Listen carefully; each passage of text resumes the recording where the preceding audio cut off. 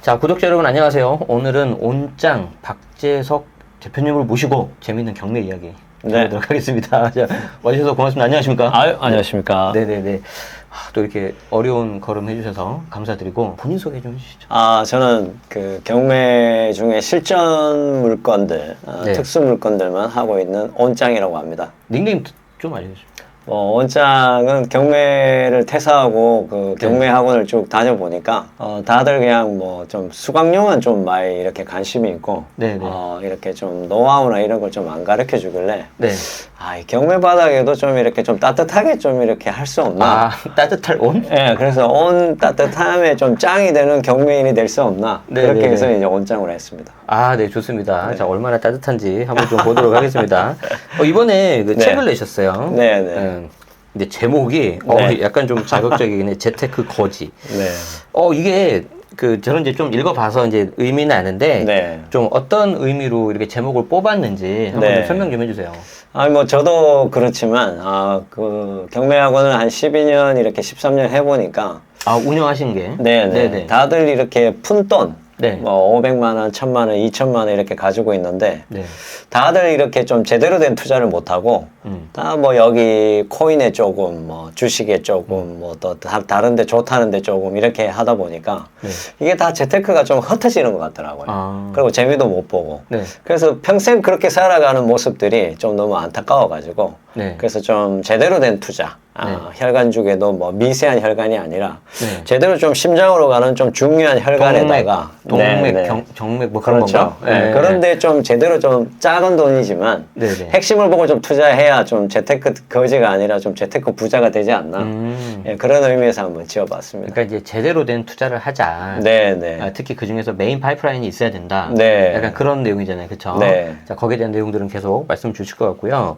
제가 이제 궁금한 게 네. 온짱 대표님 같은 케이스도 그냥 직장인이셨잖아요. 맞죠. 네. 그렇죠? 네. 평범한 직장인이셨는데 이렇게 경매를 지금 해서 나름의 어떤 자산을 이루시고 또 학원도 운영하시고 네. 그리고 지금도 계속 경매하고 계시잖아요. 임전도 네. 다니시고 입찰도 하시고 그렇죠. 그렇죠. 네. 근데 경매를 처음 접하기는 어떤 계기가 있을까요?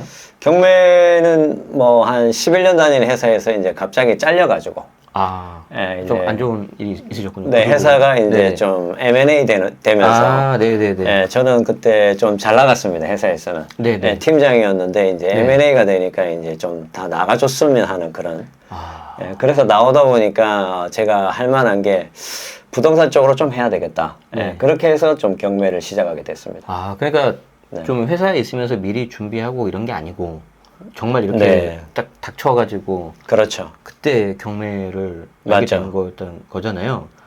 그러니까 그게 궁금하다니까요. 경매 뭐 책을 보신 거예요? 뭐 학원을 다니신 거예요? 처음에는 네. 저도 다른 좀 저희가 좀 큰 회사 다녔으니까 네네. 좀 작은 회사에 다시 뭐 총무팀장이나 이제 법무팀장으로 해야 되나 그런 생각도 하고 네. 뭐 여러 가지 생각을 했지만 싫더라고요. 왜냐하면 이제 곧 40이 되고 네네네. 이게 또 어떻게 살아가야 되는지를 아니까 네네. 그래서 이제 좀 여러 가지로 다니다 보니까 이제 책도 보이고 네. 부동산은 대한민국에서 또 이렇게 빼놓을 수가 없잖아요. 그러다 보니까 이제 경매 좀 해보면 어떨까 하면서 학원을 다녔습니다. 처음에는. 처음에 이제 학원을 들어서 네. 이제 수업을 듣고. 네네. 네네네. 그러면 그 당시에 이제 유명하신 분들은 이제 좀 계시는데 대충 누군지 알 것 같습니다. 네. 자, 그런데 특이한 게 뭐냐면 네. 저도 처음에 경매 공부했단 말이죠. 네. 근데 이제 가장 좀 상대적으로 좀 접근하기 용이한 게 주택이잖아요. 맞죠. 아파트. 네. 그런데 대표님 보면은 특수 경매를 먼저 하셨어요. 맞죠. 근데 되게 특이한 거, 뭐 룸사롱, 맞죠.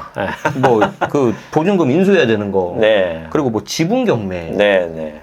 아니 왜 그런 거예요? 왜 그런 거 하신 거예요? 저도 네네. 말씀하신 것처럼 이제 그 아파트를 입찰을 많이 들어갔었습니다. 네네. 돈이 많이 없었기 때문에 이제 작은 좀 이렇게 금액의 아파트를 많이 들어갔었는데 저희 경매 법원 법정에는 늘 복부인들이 오십니다. 네네. 복부인들이 시세가 뭐 1억이면 1억에 낙찰받아 가버리고 네네. 5억이면 5억에 낙찰받아 가버리고 한 9번, 10번 떨어지면 네. 법원 문을 나올 때마다 다시는 내가 아파트 안 한다. 그러면서 나옵니다. 그러니까- 그러면서 이제 반복되다 보니까 네. 특수물건을 하게 되죠. 네. 저는 똑같지는 않은데, 네, 네. 저는 한 2012년에 이제 공부했었거든요. 아, 그래서 이제 하는데 잘 안 되잖아요. 말씀하신 것처럼. 맞죠. 그러니까 짜증이 나는 거예요. 그러다가 그때 나온 게 2014년에 LTV를 70% 푼다. 그럼 LTV가 뭐야? 봤더니 대출이잖아요. 근데 경매도 물론 80%, 85% 나오는데 70% 나오니까 야 내가 지금 낙찰 받을 때가 아니구나. 그래서 이제 일반 매매로 돌아섰었어요. 네. 그래서 그렇게 하시다가 이제 특수경매 쪽으로 네. 가셨군요. 네. 네. 자 하나만 더 여쭤볼게요. 그 경매를 오랫동안 하셨는데 네. 여러 가지 재미있는 에피소드가 많이 있을 것 같아요. 그렇죠. 예. 뭐 기억에 남는 에피소드 하나 있을까요? 뭐 처음 낙찰 물건이 종로에 있는 룸사롱을 낙찰받았습니다. 처음 낙찰이 맞습니다. 첫 너무 낙찰은 화가 났어. 너무 센 거 아닙니까? 셌습니다. 네. 낙찰 받고 한 몸무게가 한 8에서 10kg 빠진 것 같습니다. 지금도 날씬하신데 네. 그때도 비슷하셨을 것 같은데 느낌이. 그렇죠. 근데 여기서 더 빠졌다고요? 맞죠. 한 68kg 나가다가 갑자기 막 50 뭐 몇 킬로. 어이구야. 6개월 걸렸습니다. 명도하는데. 명도하는데 6개월. 네네. 조폭 명도하는데 6개월. 예. 그러면서 많이 성장했던 것 같습니다. 그러니까 첫 물건부터 네. 상대방이 좀 약간 좀 맞아요. 뭐 그런 형님들? 맞죠. 네. 예. 어떻게 그랬어요? 좋은 질문이신데, 네. 일반적으로 사람들이 생각할 때, 뭐, 네. 그런 룸사롱을 낙찰받고 점유자가 조폭이고 이러면, 네. 뭔가 좀 갈 때 누굴 데리고 가잖아요? 네. 덩치 큰 친구나. 그래야 뭐. 될 것 같은데? 근데 저는 반대 방향으로 생각했습니다. 어떻게요? 혼자 갔습니다. 아. 계속해서 혼자 가서 사정하고, 네. 제가 힘들다. 네. 얘기하고, 그러면, 그래도 안 되면 법적으로 이제 가겠다는 거를 은유적으로 계속해서 얘기를 하니까, 네. 6개월 정도 있다가 마무리가 됐습니다. 대화가 되던가요? 처음에는 안 됐죠. 네. 오래오래 가자. 네. 그 분쟁의 그 네. 시기를 오래 가자. 네. 그래가지고 그분은 대법원까지 가자 그랬습니다. 그러면 저는 그때 퇴사하고 돈도 얼마 없었는데, 뭐 이런 얘기하긴 그렇지만 사채를 빌려가지고 이제 네네. 그걸 했으니까 저는 인생이 어떻게 보면 좀 배수의 진을 치고, 뒤에 바다를 등지고 이제 한번 네. 이거 아니면 뭐 그냥 뭐 죽자 뭐 이런 생각으로 한번 해봤는데, 네네. 그 점주자마저도 네네. 끝까지 가자고 하니까 이게 끝까지 가면 아시겠지만 투자한 사람은 대출이자도 나가야 되고 네네. 상환도 이제 해야 되고 하는데 불리하죠. 그래서 인간적으로 계속해서 찾아갔습니다. 그랬더니만 잘 합의가 돼가지고 한 4개월, 5개월 정도 더 그 영업을 할 수 있게끔 도와주면 이렇게 좋게 하겠다는 데까지 갔고 법은 또 법대로 법 절차는 또 밟아갔습니다. 그러니까 6개월 있다가 이사비 그쪽에서는 처음에 한 2억 5천만 원 네. 달라고 했었는데 네. 1,500만 원 주고 와, 이러고 쳐야 형님 동생 하면서 이제 포옹하고 헤어졌습니다. 이게 제가 영화나 드라마를 너무 많이 봤나 봐요. 왠지 그런 장면을 딱 떠올리면은 네. 일단 맞고 시작해야 될 것 같은데 뭐 그런 적은 없었죠? 없습니다. 왜냐하면 아까 말씀드렸듯이 네. 혼자 갔습니다. 58kg, 58kg, 60kg짜리가 혼자 가니까 상대방도 긴장을 안 합니다. 오히려 이제 예를 들어서 좀 같이 몰려가거나 그렇죠. 그럼 이제 그쪽에서도 공격적으로 나올 수 있잖아요. 맞습니다. 근데 오히려 그걸 역으로 이용했다. 왜냐하면 그런 게 포인트인 것 같습니다. 네, 네. 특수물건을 할 때 그런 네. 식으로 심리를 좀 잘 이용을 하면 네. 모든 것은 사람과 사람이 풀어야 되는데 그 심리만 잘 해결하면 특수물건의 소송이나 협상도 다 잘 될 것 같습니다. 방금 진짜 중요한 걸 말씀하신 것 같아요. 네. 특히 사람과 사람이다. 네. 특히 사람은 어떤 합리적인 동물을 하지만 감정의 동물이잖아요. 그러니까 맞습니다. 심리가 중요하다. 이거 네. 여러분 정말 중요합니다. 감동적입니다. 네. 저기 그 룸사롱 스토리를 이제 뭐 풀 스토리 하면 정말 길겠지만 네. 우리가 시간 관계상 다는 못하고 네. 네. 그 2억 5천 달라고 했던 사람을 네. 결국에는 이제 훨씬 더 작은 금액으로 이렇게 합의를 보고 형님 동생으로 포옹을 했다고 했잖아요. 네. 네. 결정적인 어떤 계기가 있었습니까? 질문이 오늘 너무 좋습니다, 대표님. 그, 룸사롱의 실제 영업권, 네.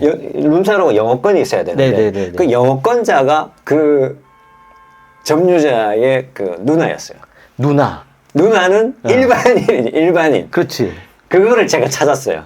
그래서 그 누나 집도 찾아가고, 그렇게 해서 그도 약점이 이제 생긴 거죠, 리스크가. 네. 그러니까 이제 누나가 타일렀구나. 일반인이 다칠 수가 있죠. 네네네. 뭐 무슨 말인지 알겠습니다. 조폭은 다쳐도 되는데 네. 일반인은 뭐 안 되니까. 저도 매도자가 자녀였는데 저보다 나이가 어린. 네네. 근데 그 위에 이제 어머님이 다 조정을 컨트롤했던 거예요. 근데 자세히 보니까 계약의 상대자는 아들이잖아요. 그래서 지금까지 계속 그 엄마랑 내가 커뮤니케이션 했던 거예요. 생각해보니까 내가 왜 그런 짓을 했지 해가지고 그때부터 갑자기 그 아들 있잖아요. 네. 그 아들을 굉장히 피곤하게 했어요. 야, 그랬더니 예. 그 아들이 엄마한테 이른 거죠. 그랬더니 그 엄마가 그만합시다. 여긴 누나를 이렇게. 그렇죠. 예. 굉장히 중요한 저는 포인트예요. 처음에는 부인인 네. 줄 알았습니다. 아. 알고 보니까 누나였어요. 누나는 네. 아이를 키우는 선량한 평범한, 우리 네. 가정의 네. 예, 주부님이셨습니다. 네. 네. 어쨌든 여러분 좀 전에도 이게 대표님 말씀하셨지만 사람이 하는 일입니다. 그래서 맞죠. 감정이 중요하고 네. 특히 그 심리적인 상태 이런 것들을 좀 잘 이용하시면 훨씬 좋은 결과가 있을 것 같습니다. 맞습니다. 네.